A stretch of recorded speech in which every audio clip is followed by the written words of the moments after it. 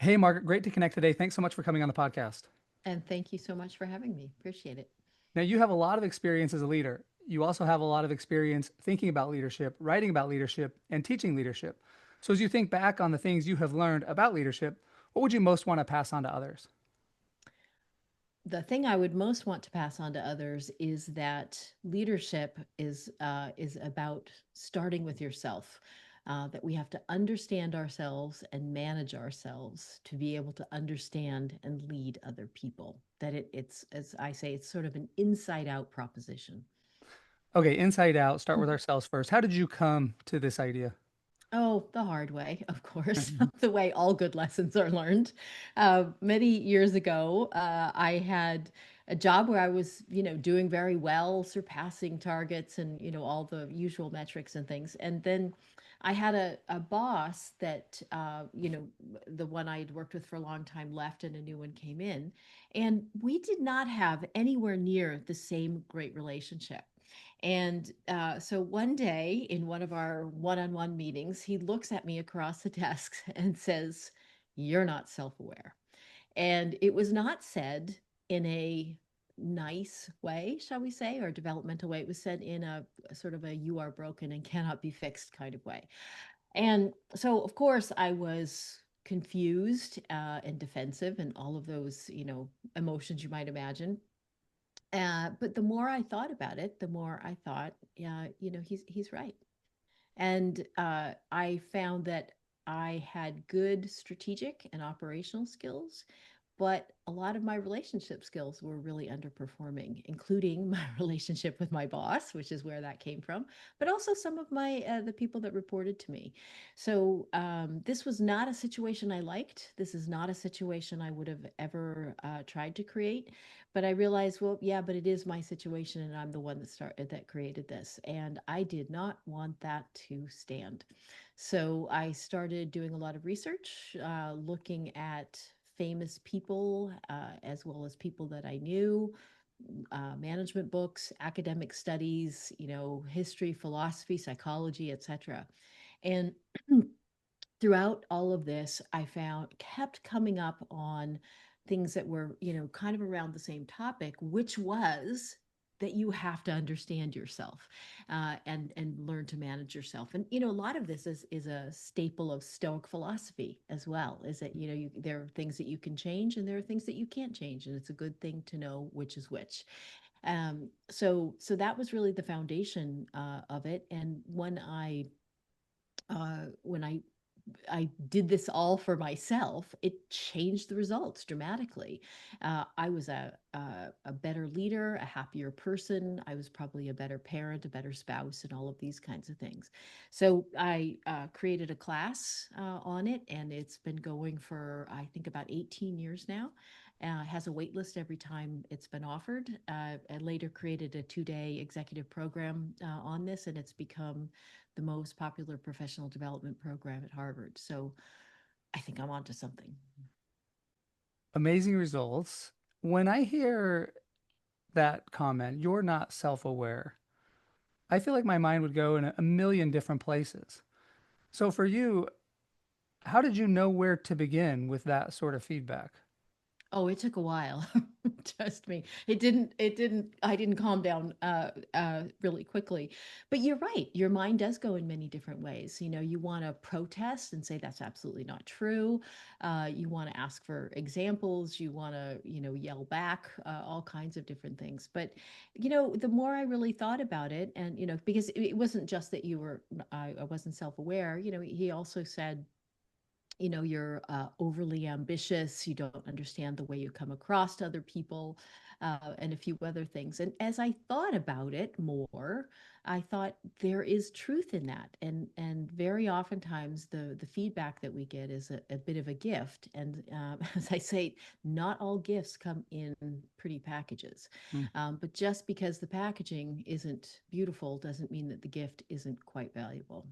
Yeah, I love that. Not all gifts come in pretty packages. So, what are some of the most common mistakes people make, or maybe phrased differently, where can people pick up the most ground or where's some low hanging fruit for them to make the most gains the most quickly? Yeah, I would say there's a couple of things I'll say. Yeah, I have two what I call sets of questions that I ask people. The first one is really the first set is really aimed at really understanding yourself. And so what I do in a classroom is I will have these six questions, and I'll read the question, and people will write about it, self-reflecting, and I'll give them 5 minutes per question, which is nowhere near enough time, but it gets it going, right? It kind of primes the pump and they start thinking about it. And then I say, go back tonight, revisit them the weekend, next month, end of the year, whatever it is, that you're really not done with these because you'll see them differently. And these are questions around who and whose thinking have influenced you over your life. And these are, of course, parents and siblings and community and things about your religion, how you were educated. These are your college dorm friends. These are movies you've seen, books you've read, these kinds of things. Second is what types of situations and events have impacted you in your life. And these are oftentimes lucky and unlucky accidents. The third area is around your definition of success in both your personal life and your professional life. And these are your definitions, not society's definitions, not your parents' definitions. What do you really care about? And then the fourth one is around values. What are your core values, and how do they show up for you or not? Are you actually living your own values, or are you living somebody else's values? Fifth one is around emotions, and to what extent do you understand your own emotions? A way I ask this question sometimes is, when you're angry, who's the first one to know? Is it you or the person that you're with? And then lastly is around what type of feedback have you gotten in your, excuse me, personal and professional life? And is it consistent, or are there trends in it? Because a lot of times the feedback that we get relates to that previous question about emotions, that maybe we don't understand our emotions or how they impact us, how they impact other people, so we're just not aware of those.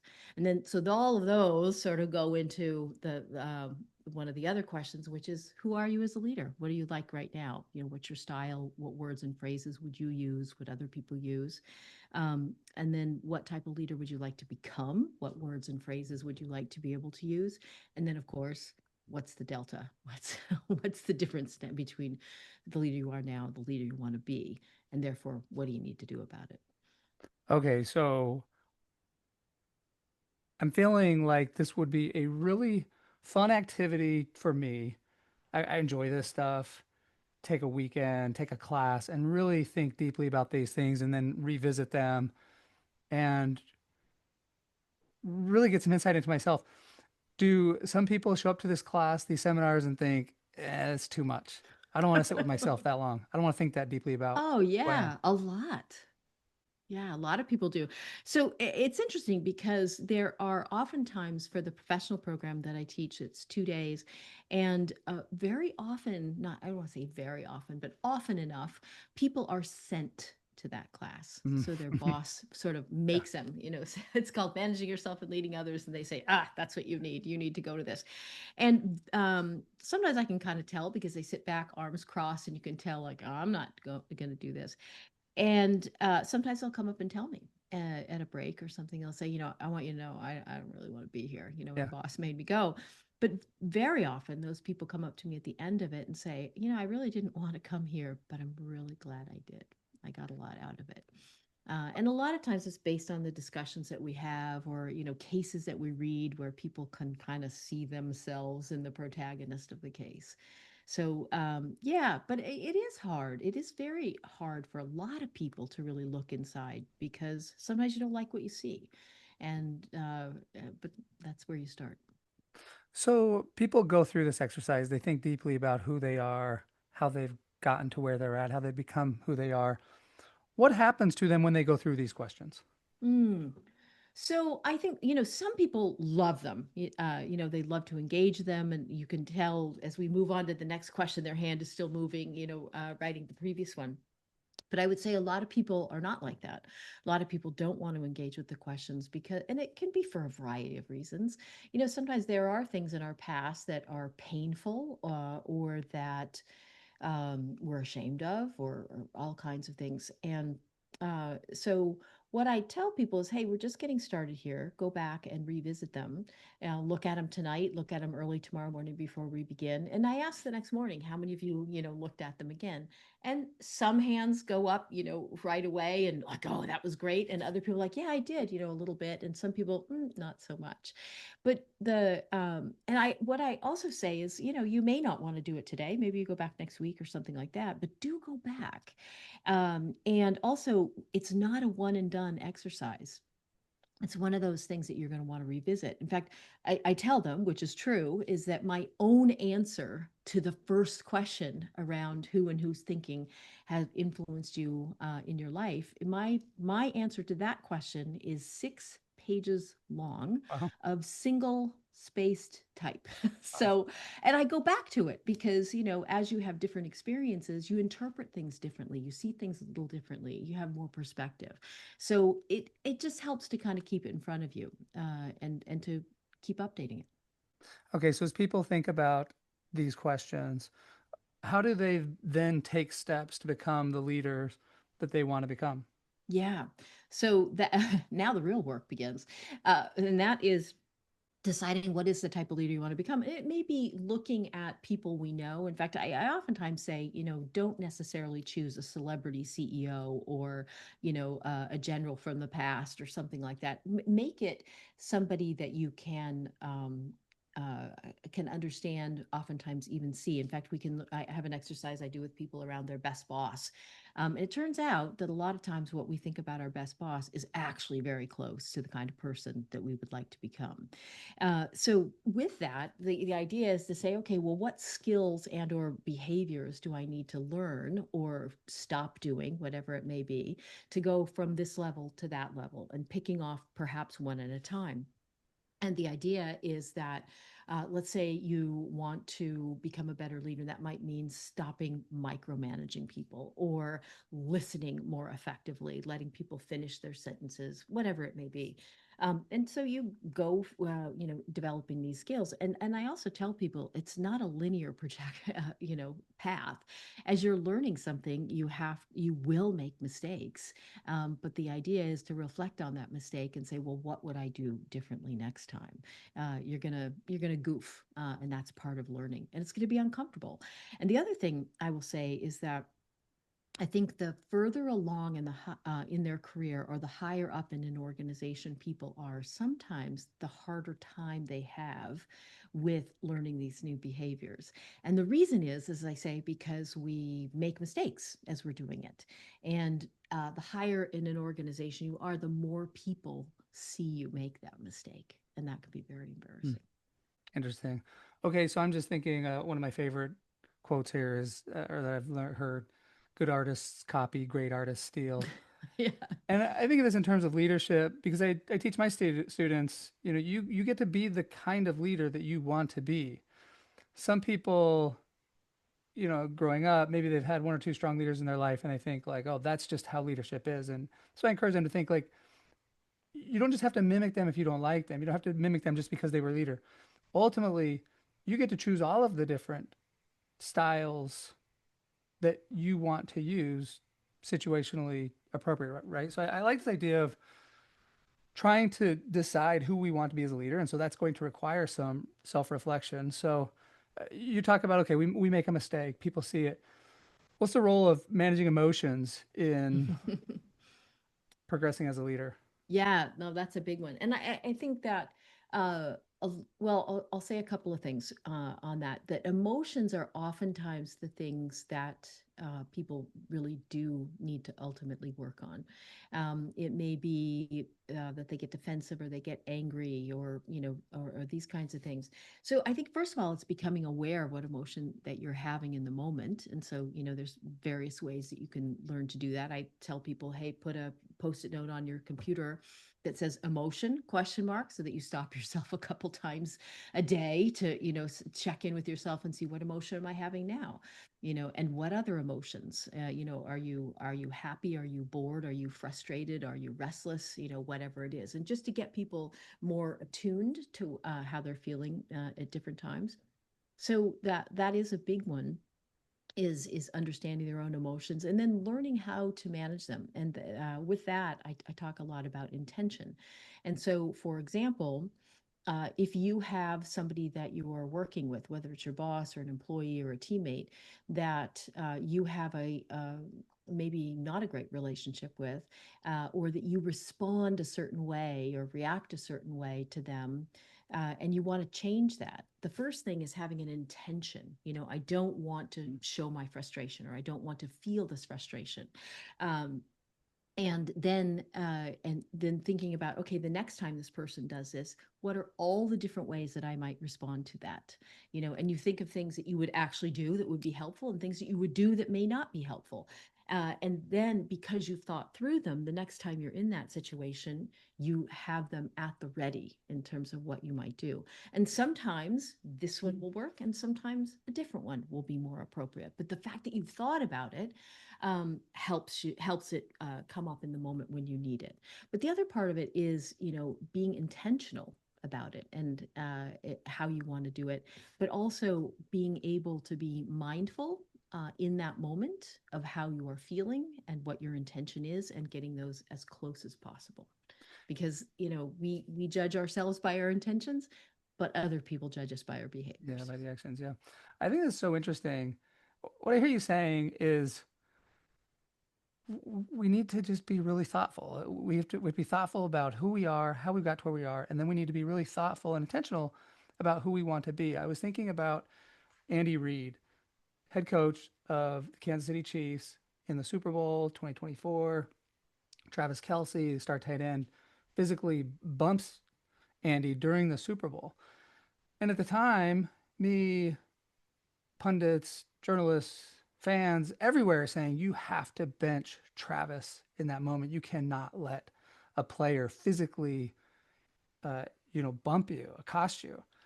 And I interviewed Andy about that a couple weeks later. Actually, it was like 1 week later, and he said, my first thought in that moment is I need to stay calm. And so he's already thought about, like, he has an intention. Because he says he learned over time that it doesn't do you any good to get upset in those moments. So he's fighting the emotion. Me growing up in sports, I feel like I was trained, whether consciously or subconsciously, to fight fire with fire. If somebody attacks me, I'm going to attack you back just as hard or harder. In football, like I feel like that's what it takes. And so Andy was able to be thoughtful about his leadership style, realize the coach, he needed to not fight fire with fire. He needed to stay calm. He needed to think about it from Travis's perspective. As he started thinking about it, he realized how great is this that Travis wants to be out there helping the team. The reason that Travis was upset is because he wasn't in on a play and he wanted to help the team, and Travis was the one putting himself out there. And so to me, that's just a good example of somebody who was thoughtful about their leadership style, had probably thought, had a lot of experience dealing with emotions, and then had the intention of staying calm. And in that moment, made a decision that many people thought was wrong. But Travis went on to help them win the Super Bowl. And I think, you know, looking at it holistically, it was like, no, Andy made the right decision. You're not going to bench your star player just because he wants to be in the game. Yeah, maybe he did it a little inappropriately, but uh, I, to me, that's a good example of what you've just described. Yeah, and I also think too that, there are many different ways that he could respond. And just because he stayed calm in the moment doesn't mean he didn't address it. Right? Maybe didn't address it fighting fire with fire in that moment, but he may have addressed it otherwise. And also, there are times when you do want to fight fire with fire, and there are times when you want to stay cool, and say, I'm going to take care of this later. Now is not the right time. So I think that's the thing about being intentional, is that you may respond differently in different situations by intention. By being thoughtful and then having intention rather than just defaulting into whatever our natural reaction is based on all the past experiences we had if we haven't been thoughtful about how we got to where we are, where we're going. Well, this is really interesting to me. I know we could keep going, but I want to be sensitive to your time. Any final things you'd like to share as we wrap up here, Margaret? Yeah, I guess I would say, I believe that the world would be a better place if we all understood ourselves a little bit better and were more intentional, more thoughtful, to use your words, of how we interact. It's not just about us.